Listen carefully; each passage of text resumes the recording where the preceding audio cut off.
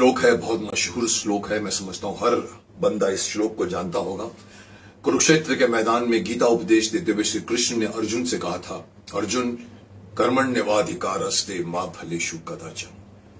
तुम्हारा अधिकार सिर्फ कर्म करने पर है, फल पर तुम्हारा कोई अधिकार नहीं है। मैं समझता हूं आज अगर हर बंदा, हर शख्स, हर स्ट्रगलर, चाहे वो हमारी इंडस्ट्री का हो, चाहे वो किसी और भी इंडस्ट्री का हो, अगर इस श्लोक को याद रखे और उसकी मीनिंग समझ जाए तो मैं समझता हूं इस दुनिया में कोई आदमी डिप्रेशन में नहीं जाएगा, कोई बंदा सुसाइड करने पर आमादा नहीं होगा। क्योंकि ये श्लोक साफ कहता है कि आपको सिर्फ कर्म करने का अधिकार दिया है, फल की आशा मत रखो। आप कर्म करो, आगे बढ़ के दूसरा कर्म करो, फिर आगे बढ़ के तीसरा कर्म करो। पहले वाले कर्म की आपको फल डेफिनेटली मिलेगा, लेकिन आजकल क्या होता है, इंसान को एक कर्म करता और फिर वेट करता है, अरे मेरे को अभी तक कुछ इसका फल नहीं मिला, अरे मेरी फिल्म रिलीज नहीं हुई, अरे मेरा ये नहीं हुआ, और वो इसमें इतना घुस जाता है कि अगर वो जब नहीं होती तो वो डिप्रेस हो जाता है। इसीलिए ये जरूरी है कि आपको ये मानना पड़ेगा कि ये फल आपके हाथ में नहीं है। फल बहुत सी चीजों पर डिपेंड करता है, आपने कैसे किया काम, आपके उस वक्त सिचुएशन क्या थी आसपास की, पूरी कायनात आपकी हेल्प करने वाली थी कि नहीं थी, उस पर फल डिपेंड करता है। तो वो फल आपको उसकी वेट करना नादानी है, आपकी नासमझी है। आगे बढ़ जाओ, दूसरा कर्म करो, तीसरा कर्म करो। फल तो देना ही है भगवान ने। फल हमेशा भगवान कहता है, मैं हर फल को याद रखता हूं, हर कर्म को याद रखता हूं, उसका फल देता हूं। तो मैं ये बात कहूंगा सुशांत सिंह राजपूत की जो इस दुखद खुदकुशी पर मैं अगर ये बात कहूंगा कि अगर उन्होंने भी और अगर हर शख्स ने इस श्लोक को याद रखे तो शायद कोई ये घटना दोहराई नहीं जाएगी। लेकिन इसका मतलब यह नहीं है कि मैं इंडस्ट्री को माफ कर दूंगा। जी हां, सुशांत सिंह राजपूत की खुदकुशी ने हमारी फिल्म इंडस्ट्री, हमारे बॉलीवुड की पोल खोलकर रख दी है। ऐसे लगने लगा है जैसे लोगों को भी दिमाग में ये डर बैठ रहा है। और ये हमारा सोशल मीडिया, आपको मालूम है कुछ भी होता तो सोशल मीडिया में तो उसको पहुंचा देते हैं देश के कोने कोने तक, और वहां सब ये बातें उठ रही हैं कि क्या हमारी बॉलीवुड इंडस्ट्री, जो लोग अपने घरों को छोड़कर आते हैं, छोटे छोटे गांव खेड़ों से आते हैं, क्या उसके लिए, उनके लिए ये मुंबई नगरी, ये बॉलीवुड सुरक्षित जगह रह गई है या नहीं? अगर ऐसे सुसाइड होते रहें तो कोई भी अपने बेटे को नहीं भेजेगा मुंबई में। ये हुआ है आज, आज नहीं हुआ, इसके पहले भी टीवी इंडस्ट्री में काफी सुसाइड हुए। जैसे कि मैंने कहा पिछली बार की साउथ में भी एक बहुत बड़ी डांसर एक्ट्रेस ने भी सुसाइड किया था, सफल थी, लेकिन अंदर क्या होता मालूम नहीं पड़ता। लेकिन यह बात जाहिर होती है कि कहीं ना कहीं से हमारी बॉलीवुड इंडस्ट्री में एक तरह का प्रेशर माउंट हो रहा है। एक तरह कहते हैं कि एक तरह के हाउसेस खड़े हो गए चारों तरफ से, जो इस इंडस्ट्री को अपनी बाप की मिल्कियत समझते हैं, बड़े बाप के बेटे हैं, जिसे हम कहते हैं कि नेपोटिज्म कहते हैं, भाई भतीजावाद, या फिर ये कहते हैं कि स्टार सन्स हैं। मैं नाम नहीं लेना चाहूंगा क्योंकि नाम लेने का फायदा नहीं, क्योंकि इन पूरी दुनिया जान चुकी है उन लोगों के नाम। मैं सिर्फ बताना चाहता हूं कि उन लोगों को कि आप अपने बड़े बाप के सिर्फ बेटे हो। आप अपने आप को काम करके अपना खुद का नाम बढ़ाओ। आपके पास पैसा है, इसका मतलब ये नहीं है कि आप अपनी ताकत बढ़ा के पूरी इंडस्ट्री में आने वाले नए लोगों को भी आप कंट्रोल करना शुरू करो। माफ करना, हमारी इंडस्ट्री में बहुत देखिए, बड़े बाप के बेटे तो पहले भी हुआ करते थे, ये कोई नई बात नहीं है। कपूर खानदान के देखो, पृथ्वीराज कपूर से शुरुआत होकर राज कपूर, शम्मी कपूर, शशि कपूर, डब्बू जी, ऋषि जी और आज रणबीर कपूर, ये पूरा एक खानदान चला रहा है। लेकिन कभी भी आपने देखा उन्होंने कभी भी ये कोशिश करने की कोशिश की कि किसी और का करियर उन्होंने कभी इंटरफियर किया होगा? कभी नहीं किया होगा। इसके पहले भी बहुत सारे हमारे जमाने में, मेरे जमाने में, मेरे से पहले के जमाने में बड़े बड़े स्टूडियोज होते थे। Bombay talkies, Filmalaya studio, Padmalaya studio south में होता था, फिल्मिस्तान स्टूडियो होता था, जहां पर दिलीप कुमार, राज कपूर, ये सब लोग कभी कभी मैंने सुना शुरू में ट्रेन पकड़ के जाते थे, क्योंकि वो अशोक दादा, अशोक मुनि बॉम्बे टॉकीज के साथ जुड़े रहते थे। महीने के पर उनकी तनख्वाह होती थी। कभी भी उन प्रोडक्शन हाउसेस ने कभी भी ये तरह की हरकतें नहीं करने की कोशिश की थी जो आजकल ये बड़े बड़े प्रोडक्शन हाउसेस कर रहे हैं, क्योंकि उन्होंने इस इंडस्ट्री को अपने बाप की मिल्कियत समझ रखा। यह आपके बाप की इंडस्ट्री नहीं है। यहां हर किसी को आने का अधिकार है, या हर किसी को फिल्म बनाने का अधिकार है। ये स्टूडियो सिस्टम पूरा धीरे धीरे खत्म हो गया। इंडिपेंडेंट प्रोड्यूसर्स आए, यहां नहीं हॉलीवुड में भी ये हुआ है। वार्नर ब्रदर्स, फॉक्स, बड़े बड़े फिल्म डिज्नीज, बड़े बड़े प्रोडक्शन हाउसेस थे, धीरे धीरे बैठ गए उसके सामने। स्पिलबर्ग जैसे बड़े बड़े इंडिपेंडेंट प्रोड्यूसर्स आए जिन्होंने फिल्में बनाई, और आजकल इंडिपेंडेंट प्रोड्यूसर्स चलते हैं और उनकी फिल्में चलती हैं, लोग देखते हैं। लेकिन मैं इस बॉलीवुड के बारे में कहना चाहूंगा, माफ करना, हमारे यहां पर एक बड़े बड़े दलाल पैदा हो गए हैं, बड़े बड़े कास्टिंग एजेंसियां पैदा हो गई हैं,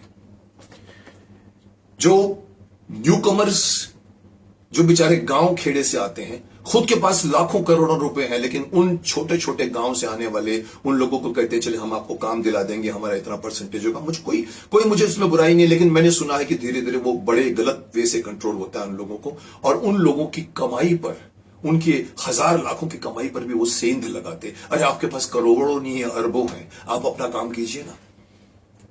इसलिए मैं राजपूत, सुशांत सिंह राजपूत के इस दुखद, मैं तो समझता हूं कि अभी तो सुसाइड के साथ साथ धीरे धीरे न्यूज चैनल्स, इन्वेस्टिगेशंस हो रही हैं, बात धीरे धीरे ये उठ रही है कि ये आत्महत्या नहीं थी, ये हत्या थी। धीरे धीरे एविडेंसेस निकाले जा रहे। हो सकता है इस इंडस्ट्री में कुछ भी हो सकता है, और अगर ये हुआ है तो ये और भी बुरा हुआ है। तो मैं सिर्फ यही नहीं कहूंगा कि आप अपने आप को अपनी एम्बिशन मत बढ़ाओ, बिकॉज मैं पहले भी कह चुका एम्बिशंस, ओवर एम्बिशंस नहीं होनी चाहिए जो सुशांत सिंह राजपूत में थी। लेकिन मैं कहता हूं एम्बिशंस है, सपने हैं, तो उन सपनों को खुद ब खुद भगवान नहीं करेगा। लेकिन ये कौन होते हैं जो बड़े बड़े सो कॉल्ड प्रोडक्शन हाउसेस हैं जो कहते हैं कि हम आपकी फिल्म को रिलीज नहीं होने देंगे। आप उनके नेक्सस बन गए, एक तरह का माफिया गैंग बन गया है। 4-5 बड़े बड़े प्रोडक्शन हाउसेस हैं, नाम नहीं लूंगा क्योंकि मुझे मालूम है सबको नाम पता है उसका। आप इस ग्रुप में हैं, उस ग्रुप में है, इस ग्रुप में है, इस ग्रुप में है। आप इस ग्रुप में है तो वो ग्रुप आपको काम नहीं देगा। आपने उस ग्रुप में यहां पर 3-3, 5-5 फिल्मों के लिए नए उभरते हुए कलाकार को साइन कर लिया जाता है, कॉन्ट्रैक्ट दिया जाता है कि आप हमारे साथ 5 फिल्में करेंगे। अच्छा लगता है, वो एक्टर भी सुरक्षित महसूस करता है, लेकिन उसके पीछे आप बाहर कहीं कोई फिल्म नहीं कर पाएंगे। पर अगर इसी प्रोडक्शन हाउस ने उसी फिल्मों से अगर मजाक करना शुरू कर दिया, नहीं बनाया, तो आप कहां जाएंगे? ये हुआ है सुशांत सिंह राजपूत के साथ, यही हुआ है। 7-7 फिल्में उसकी छीन ली गई। आज की जो लेटेस्ट फिल्म जो उसकी बनी थी, शायद ड्राइव करके फिल्म था, मुझे प्रॉपर नाम नहीं मालूम, उस फिल्म को थिएटर में नहीं जाने दिया गया, उसको नेटफ्लिक्स में या अमेजॉन में रिलीज किया गया। क्यों? क्या आपके पास कैपेसिटी नहीं थी? इतना बड़ा प्रोडक्शन हाउस था कि वो थिएटर में रिलीज नहीं कर सकता? क्या उसको थिएटर नहीं मिलते? सारे थिएटर कंट्रोल करते हैं ये बड़े बड़े प्रोडक्शन हाउसेस। क्या उनके पास वो थिएटर नहीं थे कि उन्होंने उस फिल्म को डाल दिया नेटफ्लिक्स में? इसके पीछे बुरा इरादा दिख रहा है।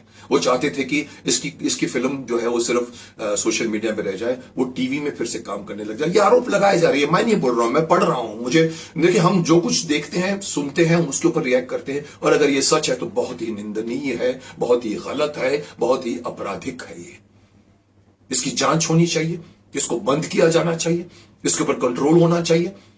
इन सारे लोगों को जो अपने इस इंडस्ट्री को अपनी इंडस्ट्री समझते हैं और वो कहते हैं कि अगर तुम हमारे साथ नहीं हो तो तुम किसी के साथ भी नहीं हो। उनकी फिल्में कंट्रोल करती है, उनके रिलीज कंट्रोल, बड़े बड़े एक्टरों ने भी कंट्रोल किया था। शिकायत की थी 2 साल पहले, अजय देवगन का नाम लेना चाहूंगा क्योंकि अजय देवगन की फिल्म एक फंस गई थी, उसको रिलीज नहीं मिल रहा था, और उसने शिकायत की थी। इवन गोविंदा ने शिकायत की थी कि जब हम रिलीज पर आते हैं तो मालूम पड़ता है कि ये सारे थिएटर्स किसी खास ग्रुप के साथ जुड़े हुए हैं। 2000 थिएटर लेके बैठ जाते हैं।